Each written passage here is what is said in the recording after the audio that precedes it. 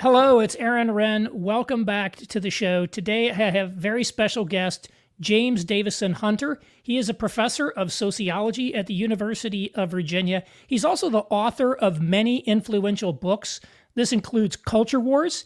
In fact, I believe he coined the term culture war in an English language context, Before the Shooting Begins and to Change the World.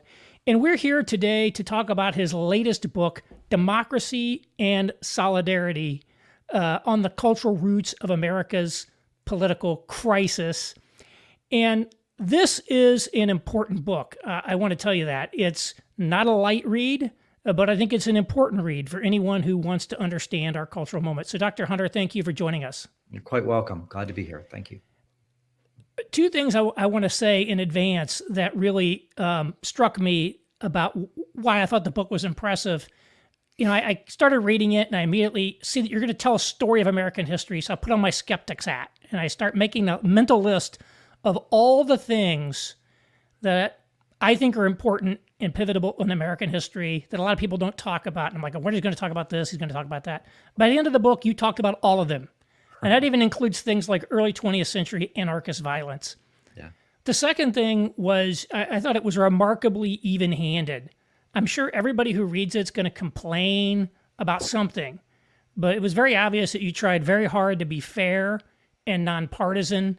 And I'm sure you're not a Claremont Institute guy, but I bet if the Claremont Institute people read your description of them, they may not agree with everything, but they say that was a fair portrayal. So very good job, Well, thanks. I would say. You wrote your original Culture Wars books back in the early 1990s. What made you decide to return to that 30 years on? Well, it's always been a theme that I've been addressing in different formats. I followed culture wars in 1994 with a book called Before the Shooting Begins, which was in a way an empirical study using the premier case of the culture war, abortion. But it was a study in how democracies deal with conflict that goes all the way down. And it turns out not very well. And I coined the title Before the Shooting Begins 10 days before the first abortion shooting. And in part it was, in the context of a new presidential administration that where all three branches of government had come to consensus on the pro-choice side of this debate. And so the question then was, well, democracy at this stage had come to the conclusion that it was essentially a lock on the pro-choice side of this culture war issue. And what happens if there are no democratic options? It came to, at least it occurred to me that the pro-life side would actually turn to violence.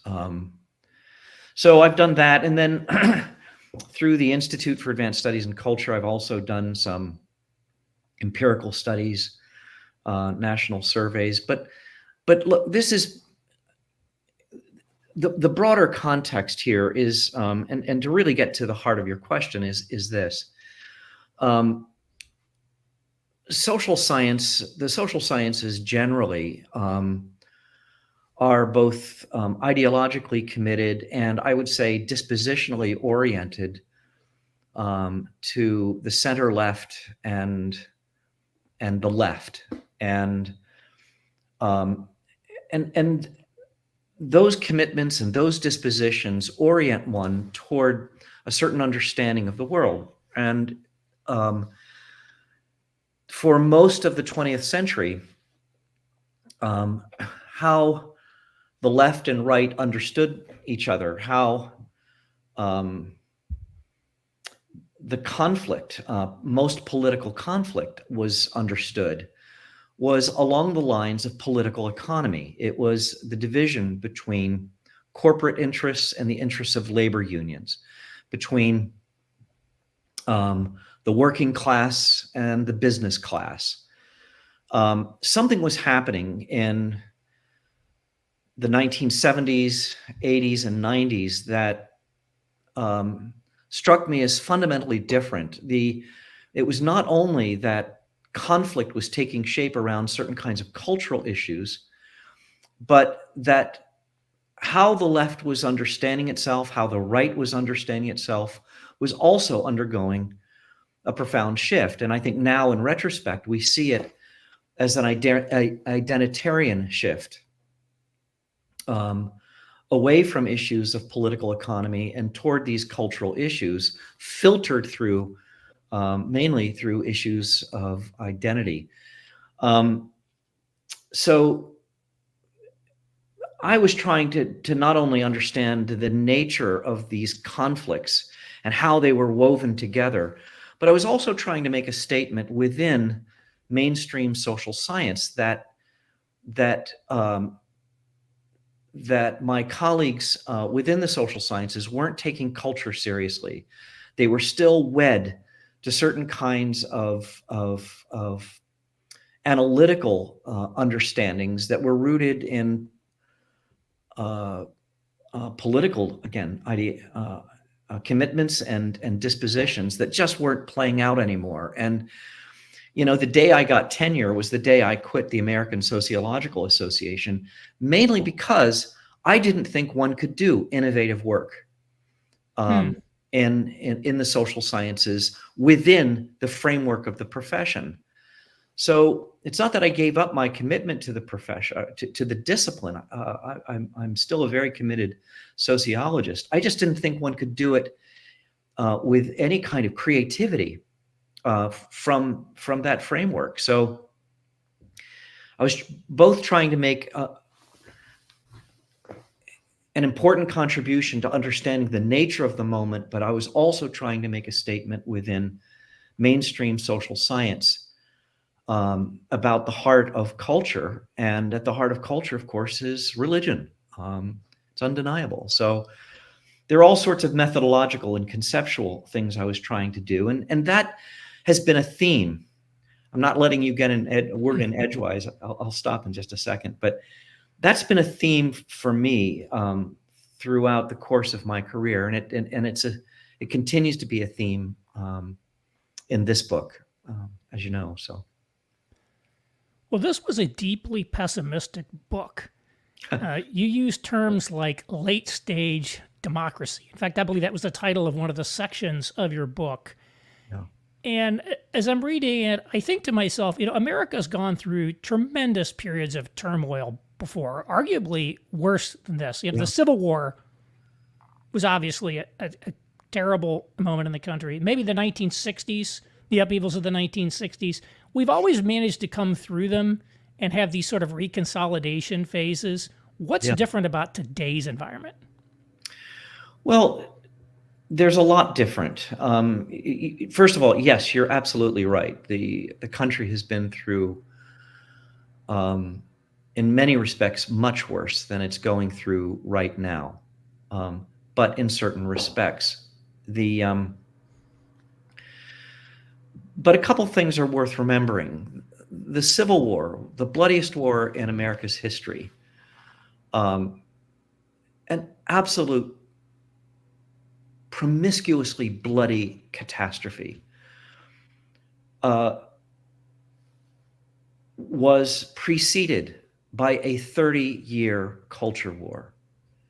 And as I argue in this book and in other places, culture wars always precede shooting wars. They don't necessarily end in a shooting war, but you never have a shooting war without a culture war prior to it, because culture, of course, provides the justifications for violence. And this culture war has been going on for at least 40 years, and it has not only evolved, but it has deepened. In fact, the very first presentation I made after the publication of Culture Wars in 1992, a colleague got up and said, "What culture wars? It's a mopping up campaign. no one is saying that now. So there's inherent danger in any culture war, precisely because it does provide the preconditions for violent confrontation. But there's another important difference. As I look around the world at conflicts around the world, and especially at conflicts that end in ethnic cleansing, what is always at stake is how we define the other, our opposition, our enemy. And when conflicts, cultural conflicts, are oriented, define the opposition as less than human, as not full citizens and worthy of the privileges and protections of the community, those conflicts very often end in terrible bloodshed. And that's certainly what happened. That was the heart of the Civil War. Whatever else was going on, sectional differences and the like, it was fundamentally a battle over the nature of Black humanity.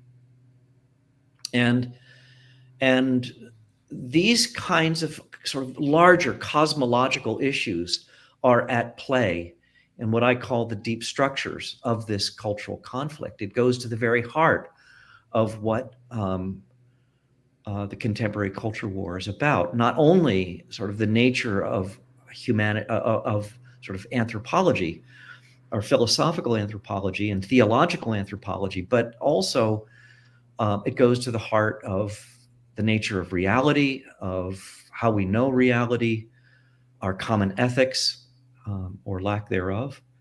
So those kinds of things are new, and we see this in I mean, certainly in the world that I inhabit and public opinion surveys. There is no solidarity that binds us across and in spite of the cultural cleavages that define our moment today. Yeah, the title, what actually is solidarity? Because it's not a term we use a lot in American culture and politics. And how does it relate to democracy? Great question. And it's a word I chose very carefully. Most of the time, we think of the word unity. We think of the word consensus. These are more common to our political vocabulary, our public vocabulary, and I chose not to use them, and mainly because I don't think they grasp the complete and full nature of what it is that binds us together. And that's really what this project is all about. Earlier projects were about polarization and fragmentation and the cultural roots of that, but and the cultural dynamics at play within that polarization and fragmentation. But our national motto is E pluribus unum, out of many one. Well, the pluribus is now defined by fragmentation and polarization, but and this has been a theme of journalistic and social scientific analysis for the better part of 35 years. I mean, certainly since the book came out, I wanted to look at things from the other side of the coin, the unum of E pluribus unum. What is it that binds us together? What is it that makes us one, or what did make us one? And why doesn't it have the kind of adhesive power that it seemed to have in times past? What binds us together is not only our rational commitments to the Constitution and the kinds of procedures that the Constitution celebrates for resolving conflict. What also binds a community together, what binds any institution, including a family, what binds a church or synagogue together, and ultimately what binds a nation together goes beyond mere consensus. It goes beyond to things like our love of a place, our commitment and devotion to the place that we live in. We're bound together by a sense of a common project, a sense that something is at stake, and quite apart from our differences, something is at stake in our common project that we're committed to. And those kinds of things tend to hold us together across our differences and through our differences, but maybe not so much anymore. And so I wanted to tell the story of America through the prism of the kind of cultural glue that has underwritten America's experiment in democracy. You talk about that cultural glue and kind of the deep cultural underpinnings is rooted in something you call the hybrid enlightenment. That's right. What is that? So the great democratic revolutions of the 18th and 19th century in Europe and North America, that democratic revolution was the offspring of an intellectual and cultural revolution that we call the Enlightenment. Unfortunately, most scholars, and I think activists as well, tend, when they think of the Enlightenment, they think of it as one thing, and it's mainly the form and expression of the Enlightenment that came out of France and the French Revolution. The fact of the matter is that the Enlightenment looked very different in England, in Scotland, in Germany, and it looked different still in the United States. It was a hybrid. It wasn't merely a secular intellectual and cultural revolution in the ways that it was pitched and thought of and in a way experienced in France. There was not the kind of anti-clericalism, a hostility to the church and a hostility toward the clergy and toward religious authority that you had in France. None of that was present here. Indeed, probably the most important Enlightenment figure of the 18th century was Jonathan Edwards. Certainly one of the most original thinkers in American history, but he was also not only a Puritan divine, but he was also an Enlightenment figure. He was struggling with the tensions of the scientific revolution and the like, and that remained true throughout the 18th and into the 19th century. In many respects, there wasn't, on the part of the Calvinist divines, a hostility toward reason or rationality in the ways that it was thought of to have occurred in France. So it was a distinct blending of different cultural sources, from Scotland, from England, most notably John Locke, but also Puritanism itself that was woven together with many of these revolutionary thoughts coming out of Europe. And so it was that blending, the unique blending that I call the hybrid enlightenment that was provided the cultural a reservoir of cultural resources upon which Americans could draw upon and share, that underwrote the American Revolution and the great American democratic experiment. And It's What were some of the themes part in of this what makes hybrid it. enlightenment? Well, I think one of the things that that really stands out, as I say, on the issue of reason, which is almost always pulled out as one of the singular features of the Enlightenment more broadly, it was understood in woven together with revelation. Reason was not seen as hostile.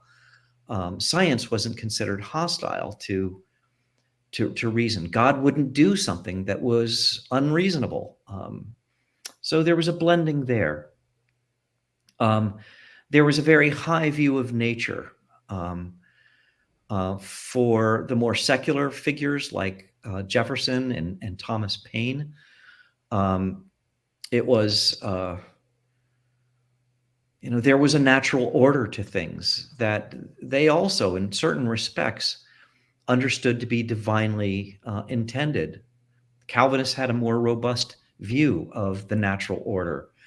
The ethics of Judaism and Christianity as passed down through Jerusalem were shared by Jefferson and Paine and many others on the secular side of the hybrid Enlightenment. And I think most interestingly, because it's become such a prominent theme in American history, even into the early 20th century, was this very strong sense of divine purpose on the nation.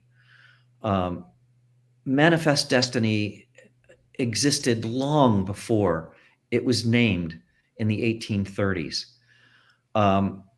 Even John Adams in the 1860s believed that the American Revolution, that this sense of a new order of the ages, the freshness of what was taking place in America was simply an extension of the Reformation itself. It's an extraordinary thing. And so there was this sense of millennial purposes that were guiding America, that existed from the Puritan period through the 18th century, and very robustly through the 19th century, and I would say even through the early part of the 20th century with Woodrow Wilson. So, and that sensibility was shared not only by religious conservatives, but by religious progressives in the late 19th century, and by secular people as well. So again, it bound the nation together in ways that that defined the American project, and that went beyond just this sense of a constitutional order defined by shared procedures.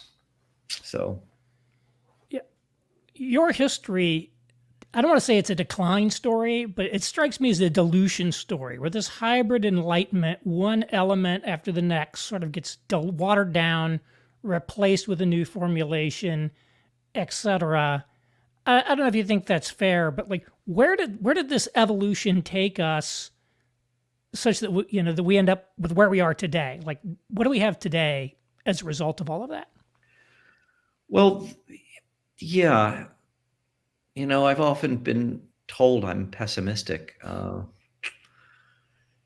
When you write books like The Shooting Begins,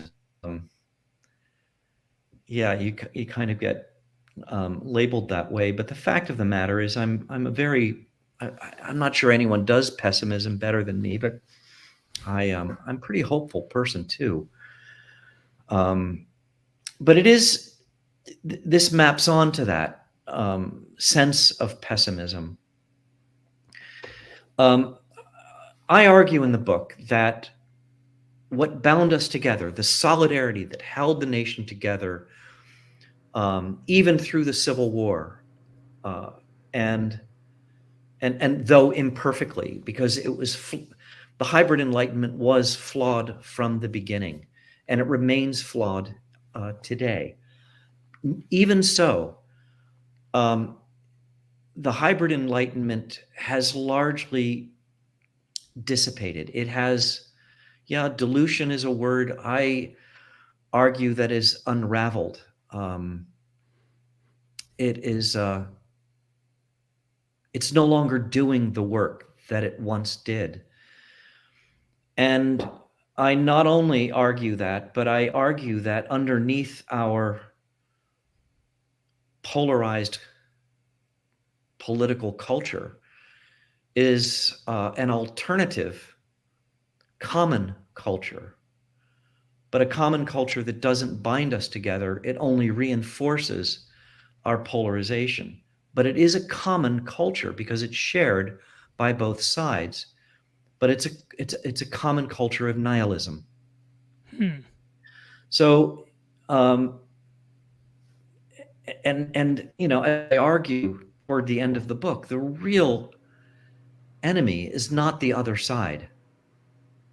The real enemy is the nihilism that insinuates itself within each side and within the dominant institutions of American public life. That's the real enemy, and the enemy to the American project and to liberal democracy today. So, yeah, that's a pretty pessimistic story. How should we understand the culture war related to this unraveling of the hybrid enlightenment? Well, so in the early years of the contemporary culture war, I argue that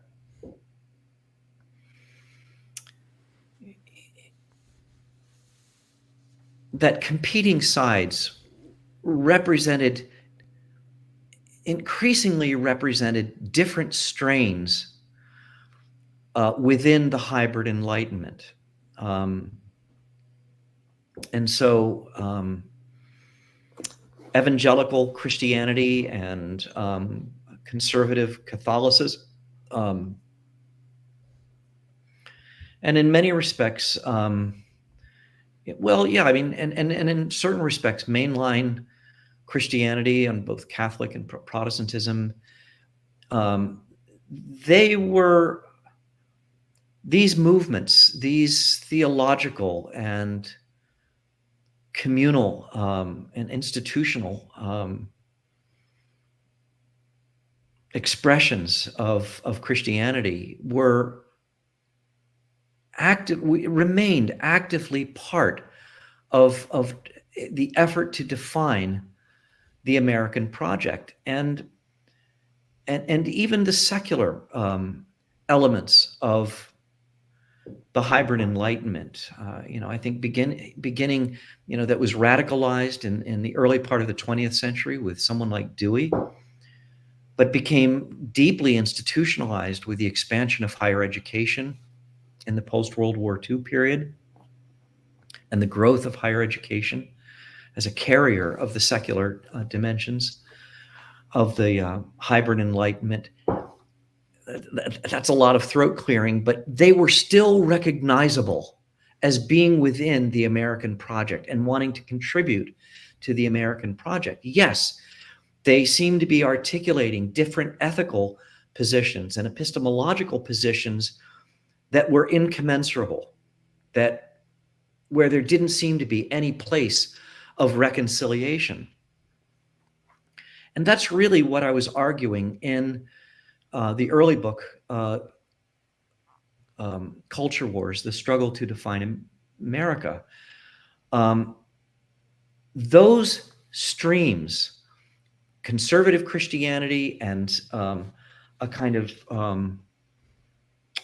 secular individualism,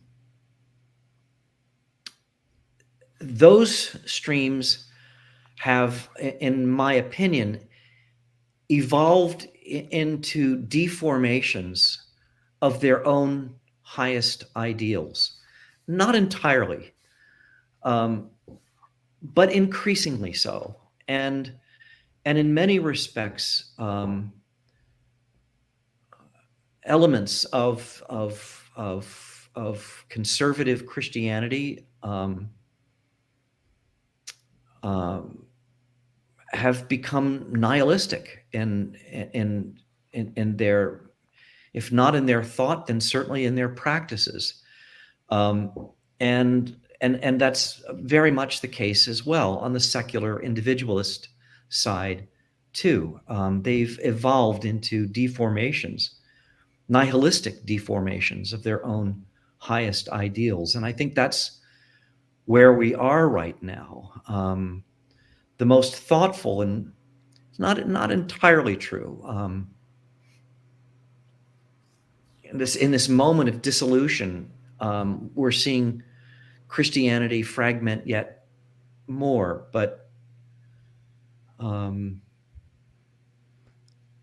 curious what you think yeah, about the role of secularization in this. A lot of people, Charles Taylor wrote about the eclipse of all goods beyond sort of eminent flourishing. Philip Reef talked about the loss of sacred order. A lot of people have talked about this. yeah, And it does seem to me when you don't have any idea of treasure in heaven, then victory on this earth is all you have a little bit. But yeah. what role has secularization played in this? Well, I think it's a great question, and I do think that secularization, which I don't really deal with explicitly, and in part because I think it's such a vexed term to begin with. I do think we are, even in our so-called secular age, we are inventing new forms of the sacred. Even if they're not transcendent, they are very much a part of the sacred. And so there are definitional issues that I think are complicated, but I know what you mean. And I do think that this narrative about secularization and the reality of secularization is an important part of the story. To the extent that the Enlightenment itself was a secular intellectual revolution, in America, it was very much a moderate secularization. I mean, even the most aggressive of secular thinkers, and I think of the namesake of the university where I work, Thomas Jefferson, thought, he was a secularist in many respects, but he thought of the secular order, a cosmology, in very religious terms. That, I would say, remained true through the better part of the 19th century. There was a break, however, at the end of the 19th and early part of the 20th century, I think with Dewey, who was a very important, influential secular intellectual. I mean, he was a founder not only of the American Civil Liberties Union, but the American Humanist Association, and a very explicitly, deliberately, a kind of atheism informed his thinking. That kind of that Deweyan version of secularization became much, much more prominent through the first half of the 20th century. Christian Smith has written about this in brilliant ways. But it really becomes deeply institutionalized with the expansion of higher education in the second half of the 20th century. And Robert Wuthnow has written really brilliantly as well about that, about how that happened. So secularization is not just a sort of it's not a unitary thing. It has evolved itself. And I would say that I mean, ironically, just as we are moving into what I believe is a post-secular moment, philosophically, epistemologically, metaphysically, our public institutions have become more thoroughly and aggressively secular in their character. And that's, What do you mean by post-secular? well, I don't think there are many serious philosophers out there who would make the case that a secular epistemology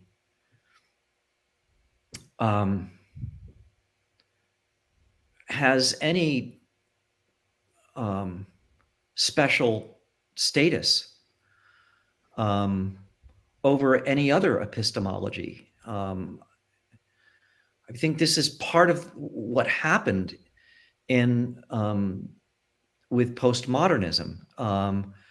It was a recognition that this notion of autonomous rationality actually existed, that there was in fact no autonomous rationality. This is one of the reasons why my former colleague and one of the great intellectuals of the late 20th century, Richard Rorty, when he left Princeton, he not only left epistemology and metaphysics and left analytical philosophy, he moved to hermeneutics. As he famously said, if the question of truth comes up in a conversation, change the subject, because he recognized that there was no privileged epistemology anymore. So, yeah, I think in general, we are at least in a kind of formal intellectual sense, there are very few people, I think, who would defend this notion of autonomous rationality as having a privileged position in the world and so we are in a post-secular moment. And that means that a kind of rich, robust pluralism is one that will recognize and embrace competing epistemologies and at their heart. That makes things more problematic in many respects, but it makes things more honest too. There are ways in which this is reflected in certain kinds of Calvinist sort of thinking that's been around for quite some time, of recognizing the ways in which all knowledge systems are rooted in presuppositions. Calvinists in a way were ahead of the game there. I got a ton of questions, but we don't have a lot of time. So I want to just try to get to a couple of the ones I wanted to make sure to ask. One was going back to your idea of the mopping up operation that your colleague said back in 91. It does seem like every important institution of cultural and power in the country, except maybe the Supreme Court, is dominated by the progressives. Why haven't they simply been able to vanquish the conservative side of the culture war? Well, as I argue, and have argued for many, many years, the power of culture is the power to define reality. And it is the power to define what is commonsensical. And while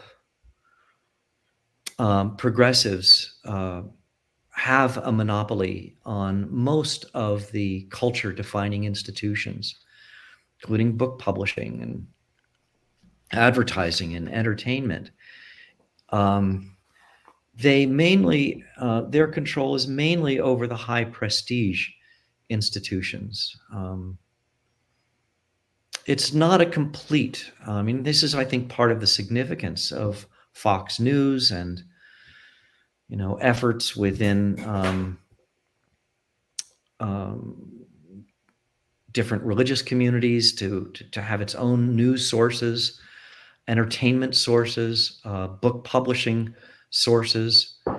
There are different institutional manifestations of the project to define reality. And so,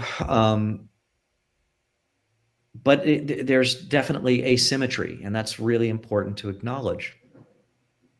But the other element of this that is really significant is that while they hold a lock on the high prestige institutions of reality definition, they don't have a lock on the political party and parties. And a lot of the cultural power is actually held within the party apparatus of different regions of the country and different parts of, there's in a way, a sectional demographic reflection of our of the culture war, and that exerts its own kind of cultural power. So my point in saying this is that yes, the University of Florida is overwhelmingly center left to left. I mean, that would arguably, in any case. And so what does Governor DeSantis, a conservative Republican, do with the political power he possesses? He uses that power to try to change the University of Florida by creating a new school of public policy there. This has happened in North Carolina. It's universities are feeling the pressure of their constituencies, their alumni, precisely over these kinds of issues. And alumni are not oftentimes center left or left. And so, but the problem is that governors like DeSantis are trying to use political power to accomplish cultural ends, and that's not an enduring strategy. So maybe my last question will be a combination of two questions, and you could take whichever way you want. It seems like it's easier to get into a culture war than it is to get out of it. And so you now have this sort of, nihilistic Schmittian conflict that's viewed as essentially winner take all, zero sum. And every incentive structure in our society, like just how you get attention and clicks on social media, rewards more extreme double down takes. That's right. How do you get out of a culture war? What's the path out? And I guess, maybe to make it more personal, what would you say to someone like me who wants to be a positive, constructive influence, who doesn't just, float above it all and talk about how morally superior I am? I want to be engaged. How might someone like myself, be most constructive in that?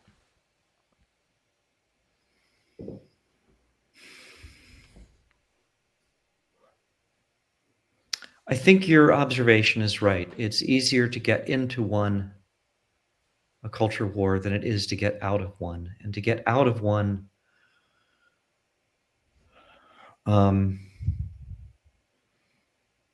and this is a big part of what I'm trying to work on, what my colleagues at the Institute for Advanced Studies in Culture are trying to work on. The culture war of the last 40 years has produced no new ideas. And so we have to imagine an alternative way forward.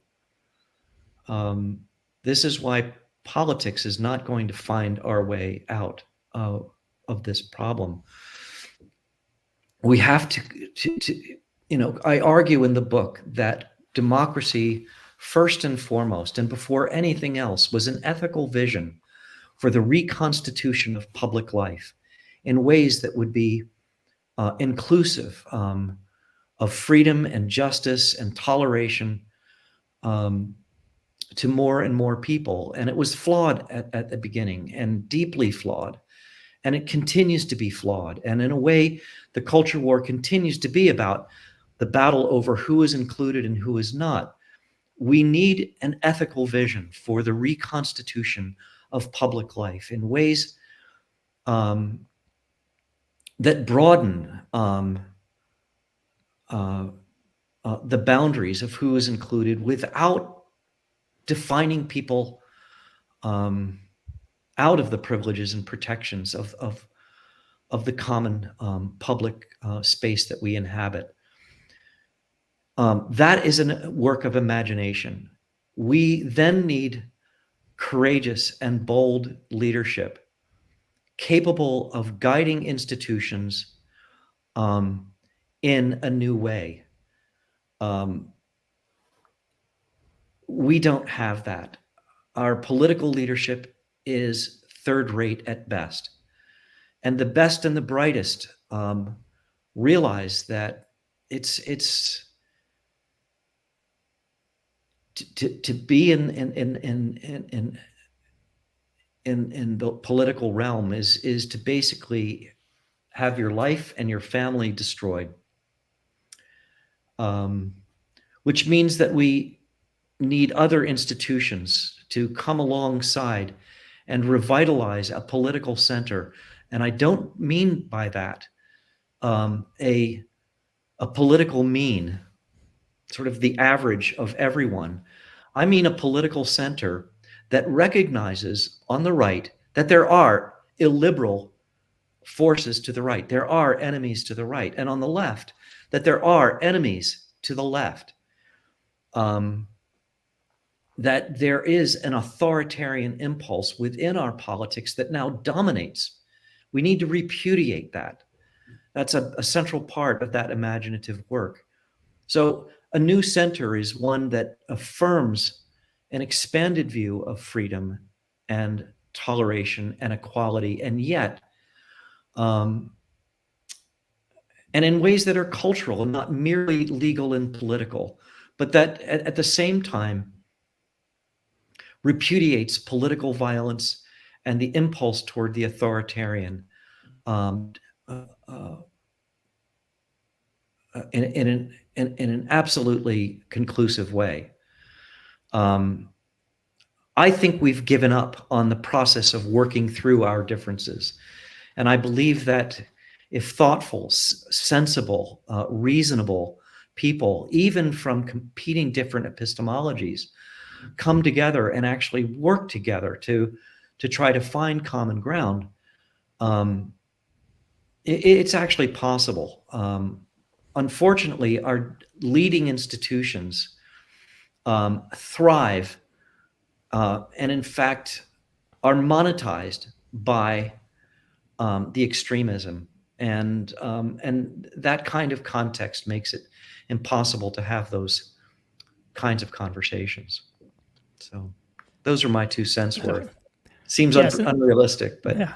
Well, there is a sort of concluding chapter to the book that doesn't tell us how to get there, but it does provide a vision of what that might look like. Yeah. So it tries to end on sort of a hopeful note. So with that, I'll just we can just wrap it up, sir. Again, my guest has been James Davison Hunter, the renowned sociologist from the University of Virginia. We've been talking about his new book, Democracy and Solidarity, on the cultural roots of America's political crisis, and there is a link to buy it in the show notes, and I very much encourage you to do so. Dr. Hunter, thank you so much.